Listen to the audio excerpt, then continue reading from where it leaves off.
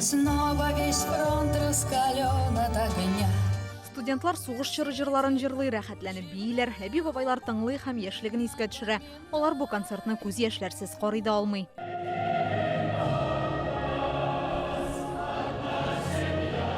Гимнны алар үрә басып тыңлый. Александр Малов сугышка 17 яшендә китә. Праганы азат итүдә, Берлинны алуда катнаша. Бүген хатирәләрен яшьләргә сөйләде. Польша, Германия, Австрия, Чехословакия.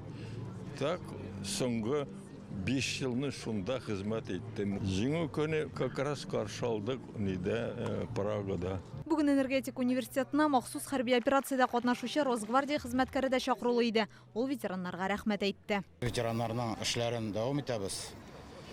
Аларга бик зур рәхмәт. Җиңү көнен якынайттылар безгә. Без аларның батырлыкларын кабатлыйбыз. Там сверху на нас кто-то смотрит родными глазами. 1943 елда Сталинградны торгызу өчен башкаладан 350 энергетик эшкә җибәрелә. Алар хөрмәтенә университет ишек алдында мемориал куйганнар. Бүген бирегә чәчәк салдылар. Патриотизмны тел белән тәрбияләп булмый. Аңа күрсәтергә кирәк. Менә бүген көндә әле рәхмәт әйтергә кирәк безнең ветераннар.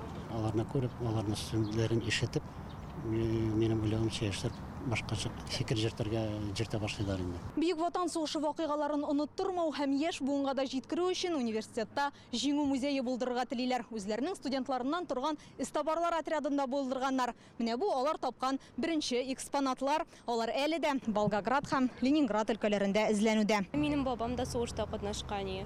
Һәм сугышта катнашып үзенең иленә әйләнеп кайтты. Мин аның оныгы булуым белән һәм аның батырлыгы белән горурланам. Без горурланабыз, без хәтерлибез.